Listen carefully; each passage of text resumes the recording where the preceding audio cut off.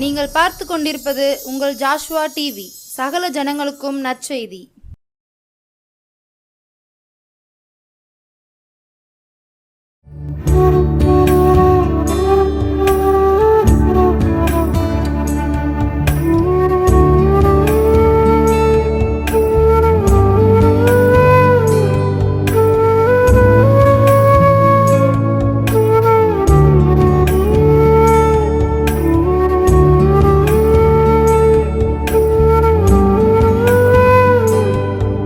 இயேசுவின் அரவணைக்கும் நேரம் நிகழ்ச்சிக்கு உங்களை அன்போடு வரவேற்கிறேன்.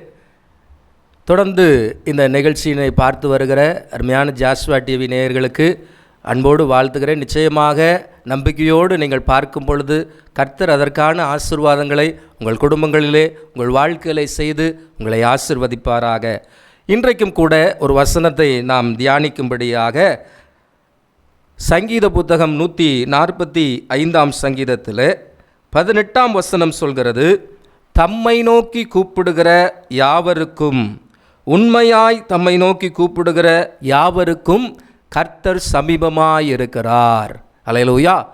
பாருங்க, தம்மை நோக்கி கூப்பிடுகிற யாவருக்கும் கர்த்தர் சமீபமாயிருக்கிறார். அப்போது ஆண்டவருடைய பிள்ளைகள் ஆண்டவரை நோக்கி கூப்பிடும் பொழுது ஆண்டவர் என் ஜெபத்தை கேட்கல அப்படின்ட்டு நாம் நினைக்கிறோம். ஆனால் வேதம் அப்படி சொல்லலையே. கர்த்தர் உண்மையாய் தம்மை நோக்கி கூப்பிடுகிற யாவருக்கும் கர்த்தர் சமீபமாய் இருக்கிறார். அப்போது அவர் நம்ம பக்கத்தில் இருக்கிறார். நம் முழு உள்ளத்தோடும் ஆண்டவரை நோக்கி பார்க்கும் பொழுது ஆண்டவர் நிச்சயமாக நம்முடைய வாழ்க்கையில் நம்முடைய கூப்பிடுதலுக்கு அவர் செவி கொடுக்கிற தேவனாக இருக்கிறார். பிரியமான தேவ பிள்ளைகளே, அப்போது ஆண்டவருடைய பிள்ளைகள் ஆண்டவரை நோக்கி கூப்பிட வேண்டும். ஆண்டவரே சொல்கிறார் இல்லையா, என்னிடத்தில் என் நாமத்தினால் நீங்கள் எதை கேட்டாலும் அதை தருவேன் என்று சொல்லுகிறார். அப்போது நம்முடைய கவலைகளையோ விண்ணப்பங்களையோ ஆண்டவருடைய சமூகத்தில் நாம் சொல்ல வேண்டும். ஆகவே தான் தேவன் அதை விரும்புகிறார். என் பிள்ளை என்னிடத்தில் பேச வேண்டும். இன்றைக்கு நம்முடைய கவலைகளை நம்ம தேவ சமூகத்தில் சொல்கிறோமோ இல்லையோ, பார்க்குற எல்லாரிடத்திலும் நாம் சொல்லிடுறோம். அல்லேலூயா. அது அப்படி அல்ல. எனக்கு அருமையான தேவ பிள்ளைகளே, நாம் பாரத்தின் மிகுதியினால, கவலையின் மிகுதியினால நமக்காக ஒருவர் இருக்கிறார் என்பதை என்ன பண்ணலை, மறந்துடுறோம். எனக்கு அருமையான தேவ பிள்ளைகளே, ஆண்டவருடைய வசனம் சொல்கிறது, அவரை என்ன பண்ணுங்க, நோக்கி கூப்பிடுங்க. அல்லேலூயா. உண்மையாய் தம்மை நோக்கி கூப்பிடுகிற யாவருக்கும் கர்த்தர் சமீபமாயிருக்கிறார் என்று சொல்லி நாம் பார்க்கிறோம். அப்போ முதலாவது நாம் அவரை கூப்பிட வேண்டும். ஆண்டவருடைய சமூகத்தில் கூப்பிட நாம் பழகி கொள்ள வேண்டும். ஆண்டவருடைய நாமத்தை சொல்லி ஏசப்பான்னு சொல்லலாம், தேவனே அப்படின்னு சொல்லுங்கள், கர்த்தாவே எங்களுக்கு இறங்கன்னு சொல்லுங்கள். அப்போது ஆண்டவருடைய நாமத்தை சொல்லி நாம் ஆண்டவருடையத்தில் ஜெபிக்கும் பொழுது ஆண்டவர் நமக்கு இறங்குகிற தேவனாக இருக்கிறார். அல்லேலூயா. ஆகவே ஜெபிக்கிற மனிதன் ஜெயம் கொள்ளுகிறவனாக இருக்கிறான். ஆகவே கிறிஸ்தவ வாழ்க்கை என்பது இயேசு நமக்கு கற்றுக் கொடுத்த ஒரு வாழ்க்கை, வழிகாட்டின ஒரு வாழ்க்கை. அது ஜெபத்தின் மூலமாக கட்டப்பட வேண்டிய ஒரு வாழ்க்கை. ஆகவே நாம் ஆண்டவருடைய பிள்ளைகளாக இருந்துட்டு ஜெபிக்கிறதும் இல்லை, வேதத்தை வாசிக்கிறதும் இல்லை என்றால் நம்முடைய வாழ்க்கை இந்த உலகத்தின் மக்களோடு இசைந்து அவர்கள் எப்படி ஒரு அழிவுக்குள்ளாகவோ நிம்மதியற்ற நிலையில் தவித்து கொண்டிருக்கிறார்களோ அதுபோலவே நம்முடைய வாழ்க்கையும் இருக்கும். பாருங்கள், அஞ்ஞானிகளும் அப்படி தேடுகிறாங்கன்னு சொல்கிறது. அப்போது அஞ்ஞானிகளைப் போல நம்முடைய வாழ்க்கை அல்ல. ஆண்டவர் விரும்புகிற ஒரு வாழ்க்கை, அவரை நோக்கி கூப்பிட வேண்டும். அல்லேலூயா. ஆகவே தான் ஆண்டவர் சொல்கிறார், உண்மையாய் தம்மை நோக்கி கூப்பிடுகிறவர்களுக்கு அவர் சமீபமாயிருக்கிறார். அல்லேலூயா. அவருடைய சமூகத்தில் உண்மையாய் நம்ம அவரை நோக்கி பார்க்கும் பொழுது, ஏசப்பா என்று சொல்லி அவரை நோக்கி பார்க்கும் பொழுது அவர் நமக்கு இறங்குகிற தேவனாக இருக்கிறார். அல்லேலூயா. பாருங்கள், இயேசுவினுடைய ஒரு ஊழியத்தின் பாதையில் ஒரு குருடன் என்ன பண்ணுகிறான், ஆண்டவரை வருகிறார் என்று கேள்விப்படுகிறான். தாவீதின் குமாரன் இந்த வழியாக கடந்து போகிறார், இயேசு இந்த வழியாக அவர் நடந்து செல்கிறார் என்று சொல்லி கேள்விப்பட்ட உடனே அவன் தாவீதின் குமாரனே எனக்கு இறங்கும் என்று சொல்லுகிறான். அப்போ அவனை கூப்பிடும் பொழுது ஆண்டவரை கூப்பிடுகிறான். இயேசுவே எனக்கு இறங்கும், தாவீதின் குமாரனே எனக்கு இறங்கும் என்று சொல்லும் பொழுது அங்கு இருக்கிற எல்லா மக்களும் என்ன பண்ணுகிறாங்க? அவனை அதட்டுகிறார்கள். அவன் பேசாதிருக்கும்படியாக, அவன் கூப்பிடாதிருக்கும்படியாக அவனை அமர்த்துகிறார்கள். எப்பா இருப்பா, அவர் எவ்வளோ பெரிய ஊழியக்காரரு, அவர் தேவகுமாரன், உனக்கெல்லாம் நின்று பேச மாட்டார் அப்படின்னு சொல்லி என்ன பண்ணுகிறாங்க? அவனை அமர்த்துகிறாங்க. ஆனால் அவனும் முன்னிலும் அதிகமாய் என்ன பண்ணுகிறான்? இயேசுவை நோக்கி, தாவீதின் குமாரனே எனக்கு இறங்கும். அல்லேலூயா. இயேசு நின்றார், அவனிடத்தில் பக்கத்தில் போகிறார். பாருங்க, இன்றைக்கு நாம் ஜெபித்து கொண்டிருக்கும் பொழுது நம்முடைய ஜெபத்தை அசட்டையாய் பார்க்கிறவர்கள் இருக்கலாம், ஏளனமாய் பேசுகிறவர்கள் இருக்கலாம். ஆனால் நீங்கள் உண்மையாய் யார் நம்மை பேசுகிறார்களோ, யார் என்னை விமர்சித்தாலும், யார் என்ன சொன்னாலும் என் தேவனை கூப்பிடுவதை நான் நிறுத்த மாட்டேன் என்ற ஒரு நம்பிக்கையோடு இயேசுவை நோக்கி பார்த்தால் அவர் நிற்பார், உங்களுக்காக இறங்கி வருவார். அவர் சொல்கிறார், அவனை என்னிடத்தில் அழைத்து வாருங்கள். அழைத்து கொண்டு வந்தாங்க. ஆண்டவரிடத்தில் கேட்குறாங்க, என்னப்பா வேணும்? ஆண்டவரிடத்தில் சொல்கிறான், நான் பார்வையடைய வேண்டும் ஆண்டவரே. அல்லேலூயா. அப்போ பாருங்கள், எவ்வளோ பெரிய ஒரு ஆசை அவனுடைய வாழ்க்கையில். அதுவரைக்கும் குருடனாக இருந்து தர்மம் எடுத்து கொண்டிருக்கிறான், பிச்சை எடுத்து கொண்டிருக்கிறான். ஆனால் இயேசுவினிடத்தில் வரும்பொழுது அவன் சொல்லுகிற வார்த்தை என்ன? நான் பார்வை அடைய வேண்டும். அப்படி என்றால் என்ன?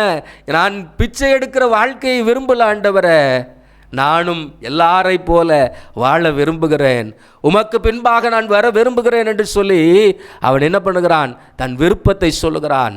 ஆண்டவருடைய பாதத்தில் ஆண்டவரை நோக்கி நாம் கூப்பிடும் பொழுது நம்முடைய விருப்பமும் அப்படியாக இருக்க வேண்டும். ஆண்டவரே, என்னுடைய வாழ்க்கை உமக்குள்ளாக ஆசீர்வதிக்கப்பட வேண்டும், உமக்குள்ளாக, என்னுடைய ஆவிக்குள்ளாக, ஆவிக்குரிய வாழ்க்கையில் ஜெபத்திலும் வேத வசனங்களிலும் என் இருதயம் நிரம்ப வேண்டும், உம்மையே நான் நோக்கி பார்க்க வேண்டும், உமக்குள்ளாக என் வாழ்க்கை கட்டப்பட வேண்டும். அல்லேலூயா. அப்போ அந்த கிறிஸ்து என்ற கண்மலையின் மீது நம்முடைய வாழ்க்கை கட்டப்படும் பொழுது நம்முடைய வாழ்க்கை ஆசீர்வாதமாக இருக்கும். எத்தனை புயல் அடித்தாலும், எத்தனை காற்று வீசினாலும் இயேசுவின் மீது கட்டப்பட்ட வாழ்க்கை அது அசையாது. அல்லேலூயா. ஆகவே பிரியமான தேவ பிள்ளைகளே, அப்போ ஆண்டவரை நோக்கி பார்க்கும் பொழுது ஆண்டவர் நம்முடைய வாழ்க்கையில் பெரிய காரியங்களை செய்ய வல்லவராயிருக்கிறார். ஆகவேதான் அந்த குருடன் ஆண்டவரை நோக்கி கூப்பிட்டான். ஆகவே உண்மையாய் தம்மை நோக்கி கூப்பிடுகிறவர்களுக்கு அவர் சமீபமாய் இருக்கிறார் என்று வேதம் சொல்கிறது. எனக்கு பிரியமான தேவ பிள்ளைகளே, அப்போ ஆண்டவருடைய சமூகத்தில் அவரை கூப்பிடுகிற அந்த கூப்பிடுதல், அந்த வடிக்கிற கண்ணீருக்கெல்லாம் நிச்சயமாக பலன் உண்டு. பிரியமான தேவ பிள்ளைகளே, இன்றைக்கு அநேகருடைய வாழ்க்கையில் ஆண்டவருடைய சமூகத்தில் கண்ணீர் வடிக்கிறோம், ஜெபிக்கிறோம். ஆனால் ஆண்டவர் மீது அதுக்கு பின்பதாக நம்பிக்கையற்ற சூழலில் மற்றவர்களிடத்தில் அதே கவலையை பேசுகிறோம். அப்படி செய்யாதீங்க. ஏனென்றால் அவர் வானத்துக்கும் பூமிக்கும் தேவனாய் இருக்கிறார். அப்பேற்பட்ட மகிமையின் தேவனிடத்தில் உங்கள் ஜெபத்தை சொல்லியிருக்கிறீங்க, உங்கள் விண்ணப்பத்தை சொல்லியிருக்கிறீங்க. அப்போ அவர் செய்வார் என்ற நம்பிக்கையோடு நாம் செய்யும் பொழுது அப்போ அந்த அவநம்பிக்கையான வார்த்தைகள் நம்முடைய வாரியில் வரக்கூடாது.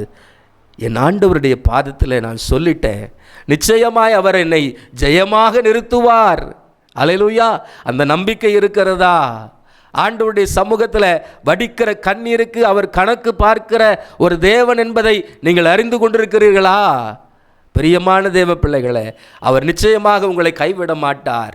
ஆண்டவரை நோக்கி பார்த்த முகங்கள் பிரகாசம் அடைந்தது. அதே போல ஆண்டவரிடத்தில் கேட்கும் பொழுது அதை செய்ய அவர் வல்லவராயிருக்கிறார். ஆகவே பிரியமான தேவ பிள்ளைகளே, அப்போ குருடனுக்கு அவர் பார்வையை கொடுக்கிறதை நாம் பார்க்கிறோம். அவரை என்ன பண்ணுகிறார்? விடாப்பிடியாக ஆண்டவரை நோக்கி பார்க்கிறான். சில நாட்கள் நாம் ஜெபித்திருப்போம், பதில் வரலன்னா என்ன பண்ணலை, அதுக்கப்புறம் ஜெபத்துக்கே போகிறது கிடையாது, ஆலயத்துக்கு போகிறது கிடையாது. அல்லேலூயா. அது பின்மாற்றமான வாழ்க்கை. பிரியமான தேவ பிள்ளைகளே, ஆண்டவர் நமக்கு நன்மை செய்வார். பாருங்க, தானியேலின் புத்தகத்தில் தேவ பிள்ளைகள் சொல்கிறாங்க, அவர் என்னை காப்பாற்றினாலும் காப்பாற்றவில்லை என்றாலும் அவரே என் தேவன், அவர் என்னை தப்புவித்தாலும் தப்புவிக்காமல் போனாலும் அவரே என் தேவன். அல்லேலூயா. அவர் நிச்சயமாக அப்படி சொல்லிட்டு அவங்கள கைவிடவே இல்லை ஆண்டவர். அல்லேலூயா. சிங்க கேபியில் போட்டால் ஏசப்பா எல்லா சிங்கத்தின் வாயையும் கட்டி போட்டிருக்கிறார். இந்த தானியேல் உற்சாகமாக உள்ளே இருந்து ஆண்டவரை ஜெபிக்கிறான். அல்லேலூயா. அவன் வழக்கத்தின்படியே ஜெபம் பண்ணினான். அல்லேலூயா. எனக்கு அருமையான தேவ பிள்ளைகளே, எப்பேற்பட்ட ஒரு நல்ல வாழ்க்கை பாருங்க. கர்த்தருடைய பிள்ளைகள் ஜெபிக்க நாம் பழகி கொள்ள வேண்டும்.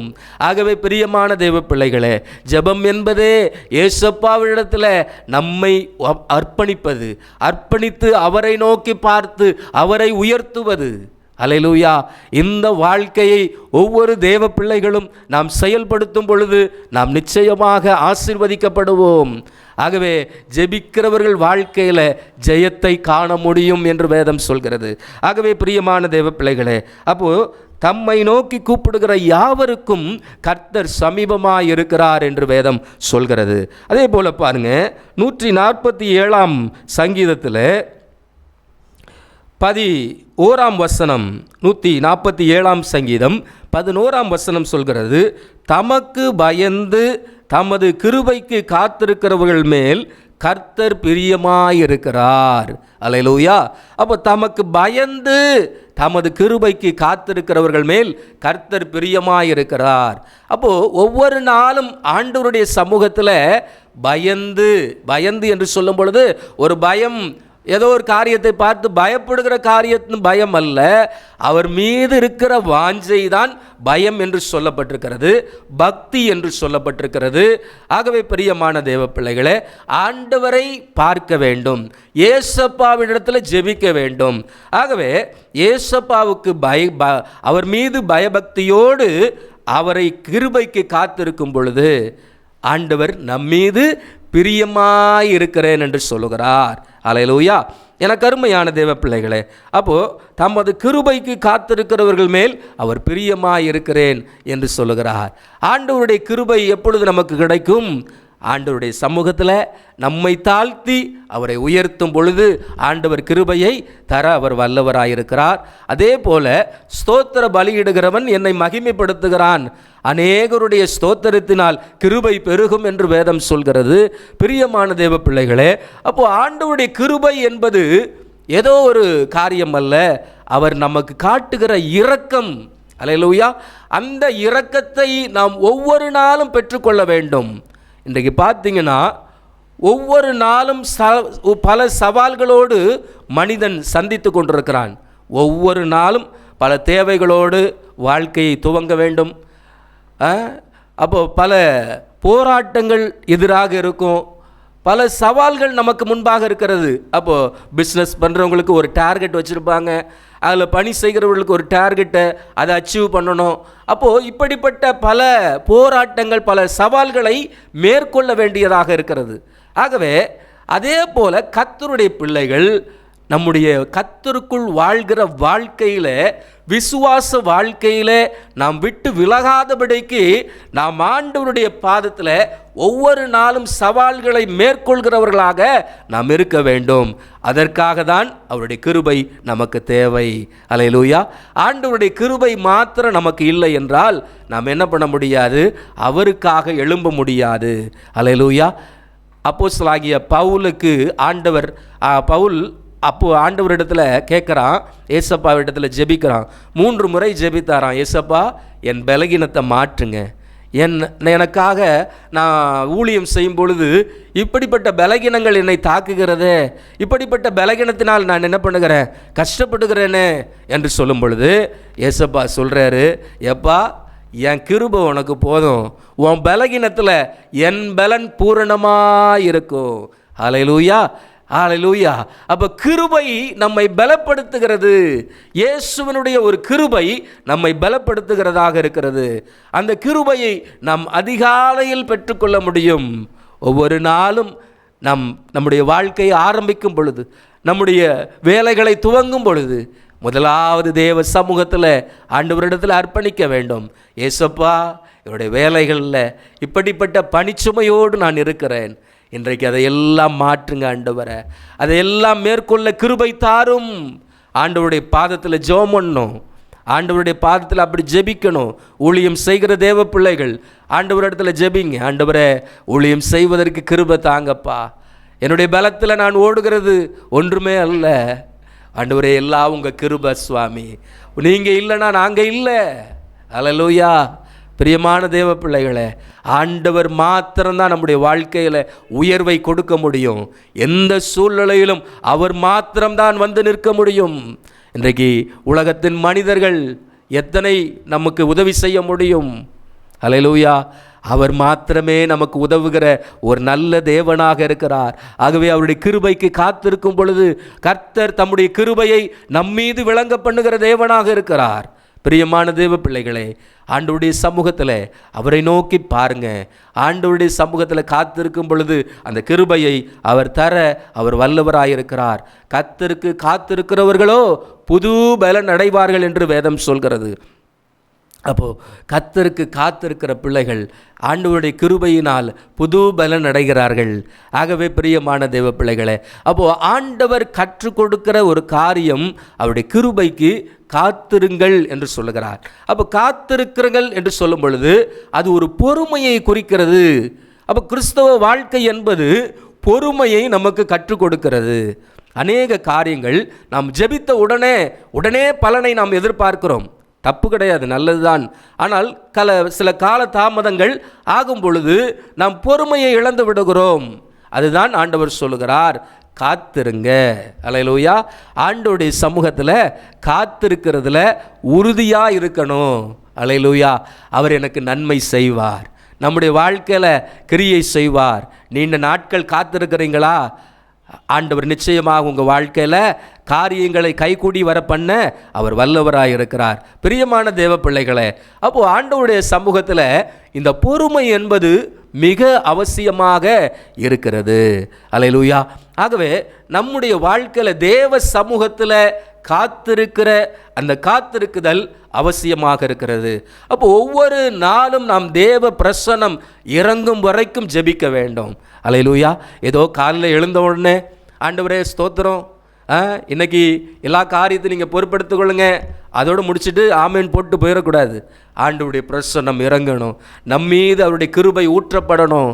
ஆண்டவர் நமக்குள்ளாக வைத்திருக்கிற திட்டங்கள், நோக்கங்கள், ஆண்டவரே நீர் என் மூலமாக என்ன செய்ய விரும்புகிறீர்? இந்த உலகத்தில் என்னை வச்சிருக்கிறீங்க, இந்த கிராமத்தில் என்னை வச்சிருக்கிறீங்க, இந்த குடும்பத்தில் என்னை பிறக்க வச்சிருக்கிறீங்க. நீர் என்னை கொண்டு சித்தமாக இருக்கிறீர், அதை செய்யுங்கப்பா. ஆண்டவருடைய பாதத்தில் அப்படி ஜெபம் பண்ணி பாருங்க. உங்களை கொண்டு கர்த்தர் மகிமையான காரியங்களை செய்வார். அல்லேலூயா. அநேக வியாதியஸ்தர்களை நீங்கள் சுகமாக்குறவர்களாக ஆண்டவர் மாற்றுவார். பிரியமான தேவ பிள்ளைகளே, ஆண்டவர் உங்கள் ஒவ்வொருவருக்கும் ஒரு திட்டத்தை வைத்திருக்கிறார், ஒவ்வொரு நோக்கத்தை வைத்திருக்கிறார். அதை எப்பொழுது புரிந்து கொள்ள முடியும்? ஆண்டவருடைய பாதத்தில் காத்திருக்கும் பொழுதுதான், ஆண்டவருடைய சமூகத்தில் காத்திருக்கும் பொழுதுதான். ஆண்டவரிடத்தில் பொறுமையோடு, இயேசப்பா எனக்காக என்ன சித்தம் வைத்திருக்கிறீர்கள், மணிக்கணக்கில் ஆண்டவருடைய பாதத்தில் ஜெபிக்கும் பொழுதுதான் அந்த காரியத்தை ஆண்டவர் வெளிப்படுத்துவார். அல்லேலூயா. ஆகவே தேவ பிள்ளைகளே, ஆண்டவருடைய சமூகத்தில் இன்றைக்கு ஆண்டவருடைய சமூகத்தில் அர்ப்பணிங்க.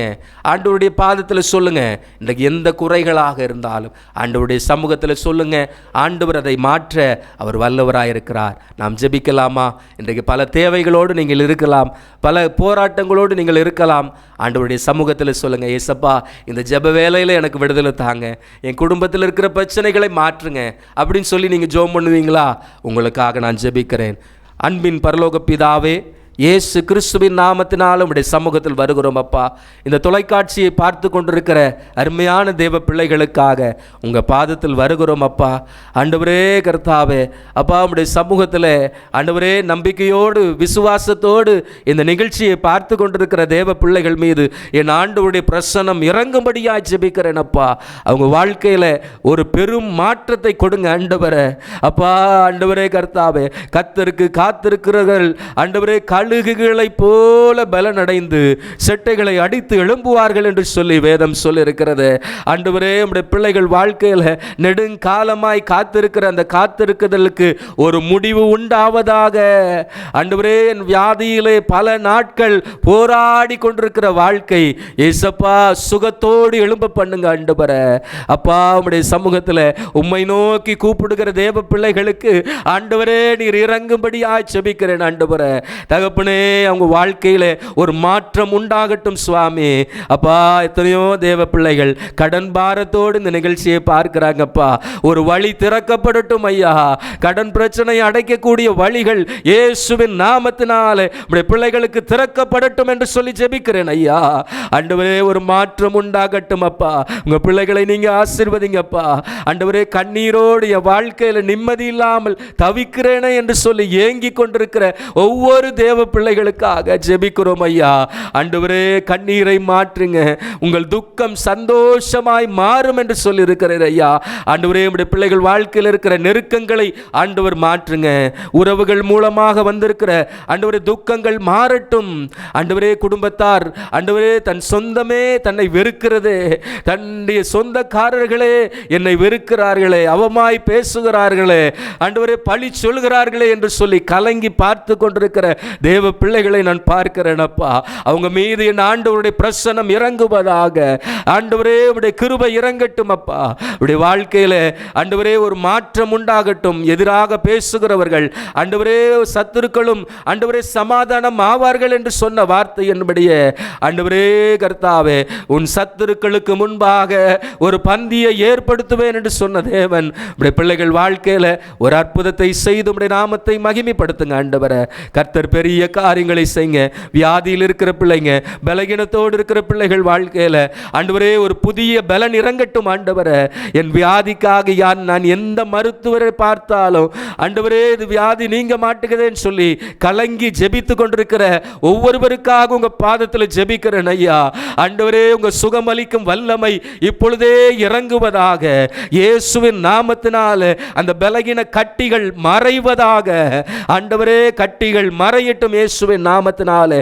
கிட்னியில் இருக்கிற ஸ்டோன்ஸ் இயேசுவின் நாமத்தினால விலகி போவதாக.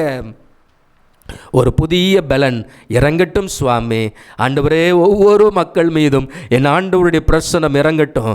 குடும்பத்தை சமாதானம் இல்லாமல் ஆண்டவரே கர்த்தாவே தவித்து கொண்டிருக்கிற ஒவ்வொரு குடும்பத்தில் இருக்கிற எல்லா இருளின் கிரியைகள் இயேசுவின் நாமத்தினால் இந்த வேலை விலகி போகட்டும் என்று சொல்லி ஜெபிக்கிறேன். ஆண்டவரே, உம்முடைய சமாதானம் அந்த குடும்பங்களுக்குள்ளாக இறங்குவதாக. ஆண்டவரே, சந்தோஷமாய் இருப்பார்களாக.